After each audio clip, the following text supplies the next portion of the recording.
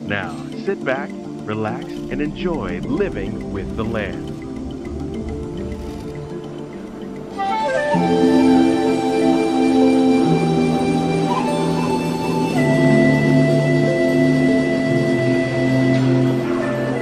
Welcome to a voyage of discovery and awareness of the richness, the diversity, and the often surprising nature of living with the land.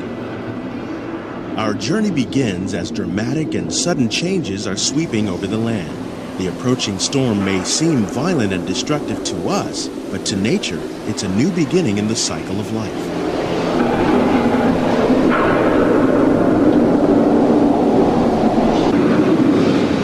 Beneath the surface of the land, roots trap water from the flowing mud, extracting precious nutrients and minerals. These elements, when combined with sunlight, create the diverse living systems of our planet.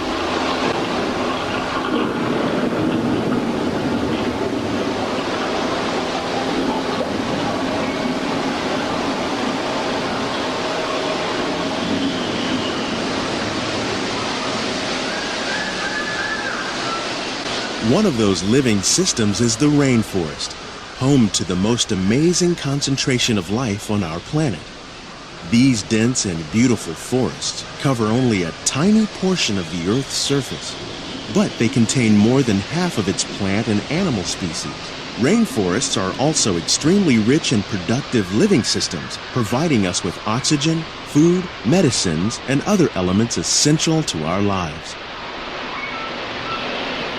In the desert, nature has created a very different, but no less beautiful living system. And while this arid landscape may seem lifeless, it is very much alive. The plants and animals that have learned to survive in these harsh conditions make use of what little water they can find and avoid the scorching rays of the relentless sun. The American prairie once appeared as desolate as the desert, but over time, rainwater and nutrients gradually penetrated the hard surface of this land. Even the hooves of the mighty buffalo helped create the rich soil that would one day become home to the American farm. Of all the forces at work on the land, humans have had one of the most profound effects. The need to produce food for a growing world led to the enormous use and sometimes overuse of the land.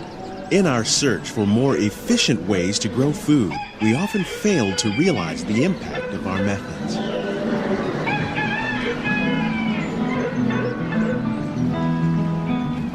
Today, we're learning to live with the land, discovering better ways to grow food that will assure both human and environmental well-being.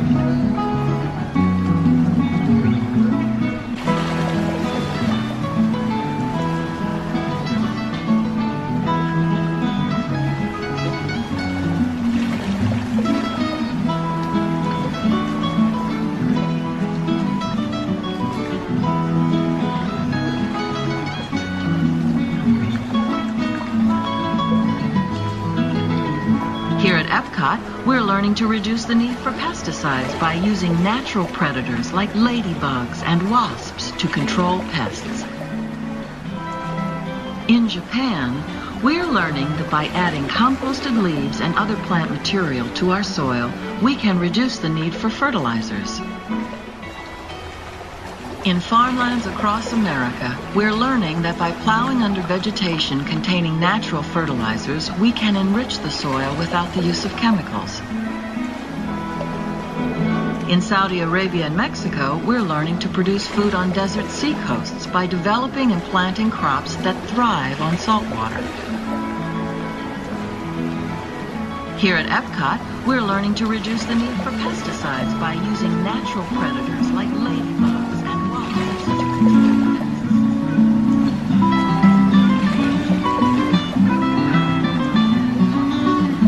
How will we meet tomorrow's growing needs for food production, yet still respect the needs of the land? Some of the answers are being discovered just ahead. To help us maintain these carefully controlled ecosystems, and for your safety, please remain seated in your boat at all times. Welcome to our living laboratories. where scientists from Epcot and the U.S. Department of Agriculture are exploring innovative ways to produce bountiful harvests now and into the future. The tropics are home to the greatest diversity of plants on the planet. Many of these, like papaya, bananas, cacao, coffee, and rice, are well known around the world. These are just a few of the edible plants that have been an important source of nutrition for people living in the tropics. Many are rich in vitamins and minerals, while others are well adapted to growing in less than ideal conditions. Some, like the water lily, thrive in wet, swampy areas and waterways. All parts of this plant, even the flower petals, are edible. The starchy root of the plant has long been used to make flour for baking. One day, many of these lesser-known tropical plants may be as important as the bananas growing on both sides of the boat. More than 28 million tons of bananas are eaten annually, making it the most popular fruit in the world.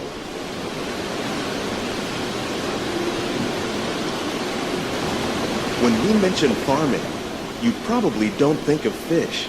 But fish farming, or aquaculture, accounts for nearly half of all the seafood consumed globally. Tilapia, bass, and catfish, like the ones you see here, are three of the more popular crops raised by fish farmers. The sustainable system we're using here recycles the water in the tanks. As a result, we're able to save millions of gallons each year. Our small fish farm produces nearly 5,000 pounds of fish each year to serve in restaurants around Walt Disney World. Innovations like this one can play an important role in our efforts to produce bountiful harvests and still protect natural resources.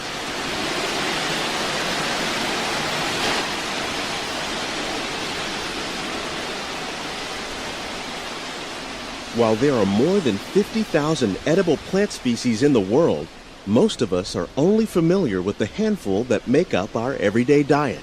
The common grains growing here, wheat, maize, sorghum, and millet, plus rice, account for nearly 2/3 of our global food consumption. Learning how to increase yields of these staples is an important goal of research around the world. These plants are definitely on their way up. Innovative growing techniques like these increase yields while more efficiently using resources like water, fertilizer, and pesticides. Another innovation at work here is our integrated pest management program. By populating our greenhouses with beneficial insects that prey on harmful pests like aphids and flies, we are significantly reducing our reliance on conventional pesticides. We're growing these crops using our nutrient film system. This technique precisely controls and recycles water and nutrients. With it, we can produce over 27,000 heads of lettuce a year in this one small area. Some of our best ideas have been inspired by nature, like these fruit and vegetable trees. By growing these ground plants vertically, we can increase yields and better control diseases. These crops taste as good as they look. In fact, we serve more than 15 tons of produce from our greenhouses in restaurants here at the Land every year. The future of agriculture may include innovative ideas like this vertical growing system. Plants grown in this way use a fraction of the space required by traditional growing methods. That saves water and increases production. The aquaponics system on your left combines hydroponics with aquaculture. The fish provide a natural source of fertilizer for the plants, and the plants help keep the water clean for the fish. It's another great way to produce more while using less. In our lab, Epcot scientists are working with the U.S. Department of Agriculture on a number of innovative projects. The goal of these efforts is to produce higher yielding and better quality plants. These greenhouses represent just a fraction of the work being done worldwide to produce bountiful harvests for our growing population. Scientists, farmers, and even backyard gardeners are doing their part to improve the quantity and quality of foods that we all rely upon.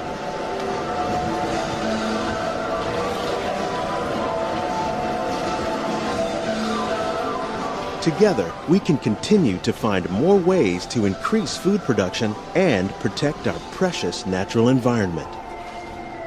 Only then will we truly be living with the land.